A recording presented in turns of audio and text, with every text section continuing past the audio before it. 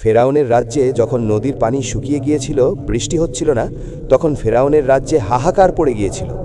তখন ফেরাউন একটি কামরায় গিয়ে সেজদায় পড়ে বলেছিল, হে আল্লাহ, আমি জানি তুমি সব ক্ষমতার মালিক, তবুও আমি লোকদের বলেছি আমি তোমাদের পানির ব্যবস্থা করব।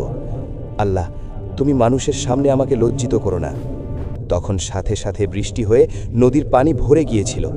তখন ফেরাউনের কাছে মানুষের রূপে একজন ফেরেশতা এসে বলল, কোনো মনিব যদি হাহাকারের সময় তার দাসকে পানি দেয়, তবুও যদি দাস মনিবের অবাধ্যতা করে, তবে তাকে তুমি কি করবে? তখন ফেরাউন বলল, তাকে আমি পানিতেই ডুবিয়ে মারব।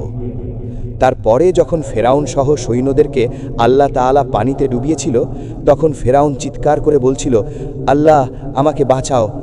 তখন ওই ফেরেশতা এসে বলল, তুমি তো বলেছিলে পানি পাওয়ার পরেও অবাধ্য হলে পানিতে ডুবিয়ে মারবে। এখন নিজের বিচার নিজের ওপরেই প্রয়োগ হচ্ছে।